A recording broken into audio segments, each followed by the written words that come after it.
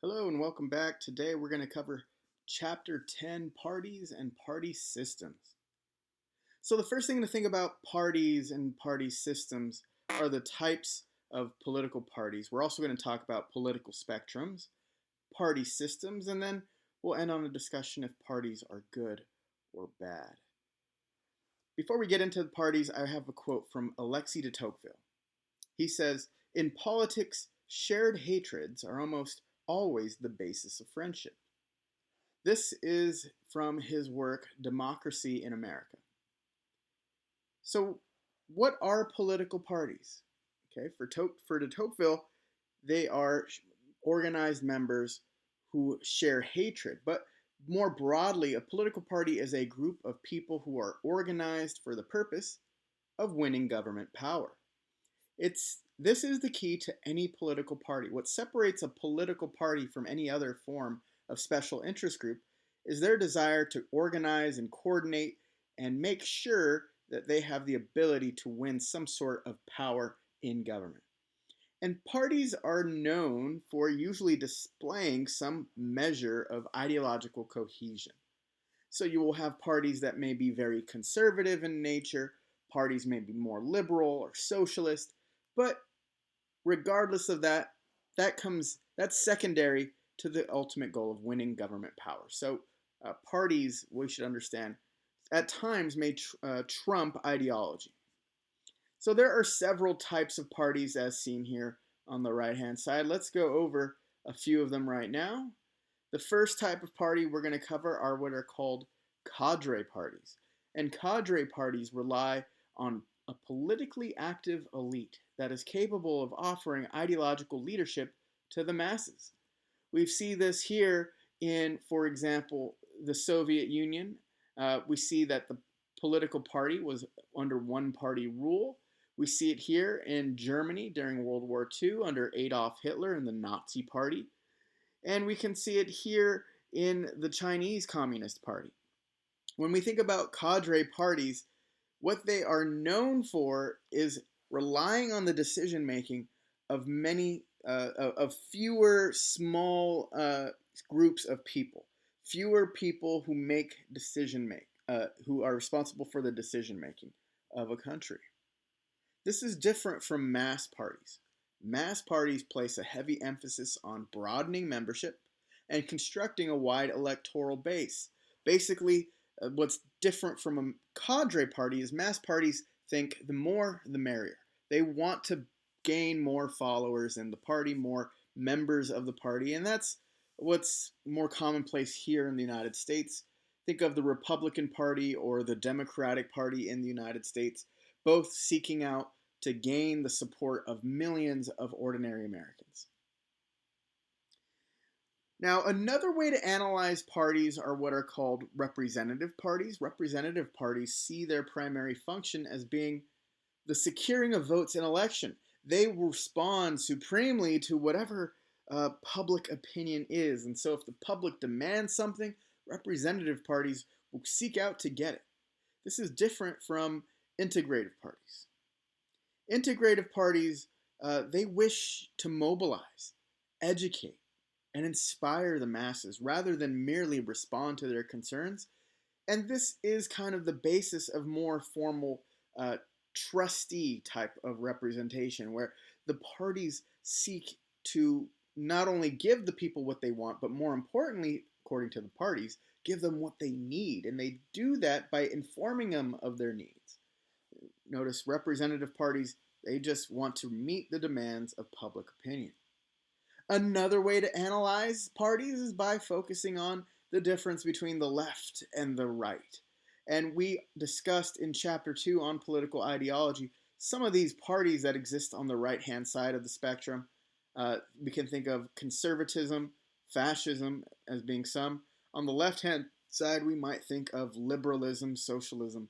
And when we think of left and right-wing parties, it's because they value certain ideals over the other.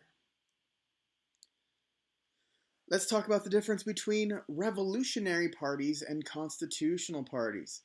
Revolutionary parties can be either left-wing or right-wing, and they aim to seize power, overthrow the existing constitutional structure.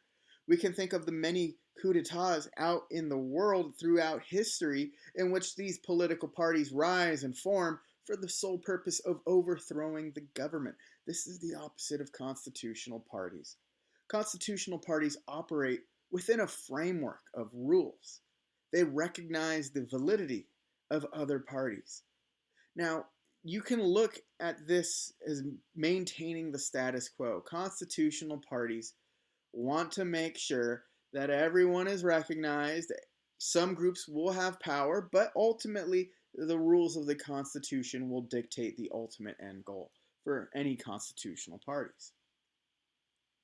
We could try to look at populist parties and the rise of populist candidates. We've discussed populism several times, and populist parties are designed to challenge the authority of the political establishment. Populist parties are also known for claiming that they are the only legitimate source of political or moral authority will rest with the people. And populist parties will try to define just who the true people are, so to speak. Now, there's a video I'm going to ask you to watch. It's from the History Channel, and it's on populist leaders like Donald Trump and Bernie Sanders.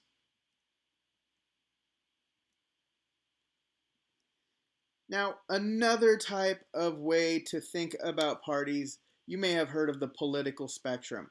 Sometimes it's referred to as a linear spectrum in which there are certain parties which have certain ideological viewpoints that are to the left of the spectrum versus to the right. We see conservatism on the right, liberalism and socialism towards the center and center left, communism and fascism on the extreme left and right, respectively.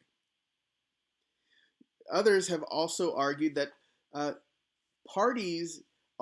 political spectrum is more like a horseshoe, meaning you can take liberalism and you can see that when you add more elements of conservatism and fascism, what the horseshoe political spectrum argues is that at a certain point, the differences between fascists and communists may wash away, that they are more alike than what we can think of in a typical left-right spectrum. Finally, this is perhaps my favorite way to think about political parties, and that's by going over a two-dimensional political spectrum. You have the left, ideological left, and the ideological right, and you also have values placed on liberty versus authority. And we can see, even though Stalinism, a form of socialism and communism, even though that it was to the left of the political spectrum, it was also very authoritarian. Think of anarcho-capitalism. It's a state of anarchy in which capitalism is the dominant economic system. Capitalism is associated with the right-hand side of the political spectrum, but under this, capitalism would be the true dictating force. There would be no government rule, and this maximizes liberty. So we see the differences here when analyzing political parties. Now let's talk about the party system. There are many types of party system, and any country that has political parties has a type of party system. A party system is a relatively stable network of relationships between parties that is structured by their number, their size, their ideological orientation. So let's go over those types of systems now. The most familiar way of distinguishing between party systems is by referencing the number of parties that are competing for power. We can think of China and their one-party system in which the Chinese Communist Party, or CCP, has a stranglehold on all political authority. In the United States, we operate under a two-party system.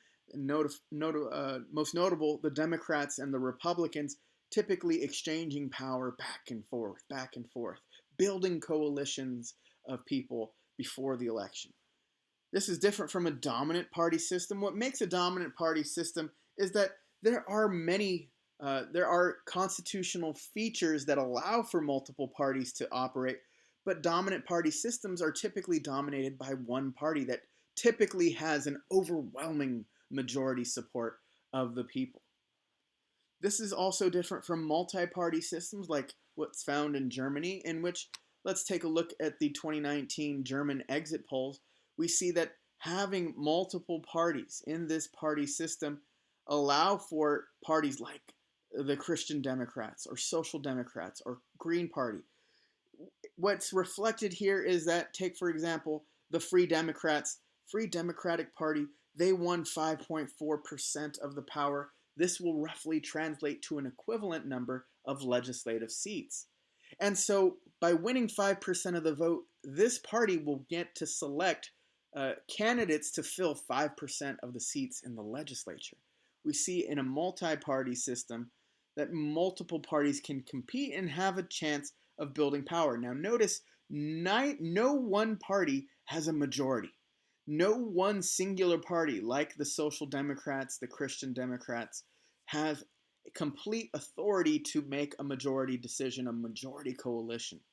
And so you're going to need, if you're the Christian Democrats with the most number of votes, largest vote share, you're going to need to build a coalition of support from parties that may align with you. But this may be complicated for some. And so we see in a multi-party system that once the seats have been determined, then the largest party will try to build a coalition of other smaller parties. Going back to that dominant party system, we see even though there are multiple parties competing for power in Japan, the Liberal Democratic Party has had an easy ride to receiving a majority. You only need 238 to majority, and they dwarf all other parties by comparison. And so when we think about a dominant party system, it's not to say that multiple parties can't realistically win power. It is to say, however, that one singular party has gained the outright trust of the people to large numbers. Finally, let's just do a brief overview of the debate found in your textbook. We won't get into the specifics here, but do parties breed discord and constrain political debate? Basically, imagine a world without parties. If you think a world without parties would be better, then you might find yourself arguing on the left-hand side of the column, the yes side. The no side, you might find yourself finding parties to be valuable tool or resource. So I'll let you go through that in your textbook, and this could be one of the questions someone asks on their discussion board. Hint, hint. All right, that's going to do it for today. Thank you for watching, and if you have any questions, please feel free to message me, talk in the Zoom conference, or we will meet again to go over any questions you have in your discussion board.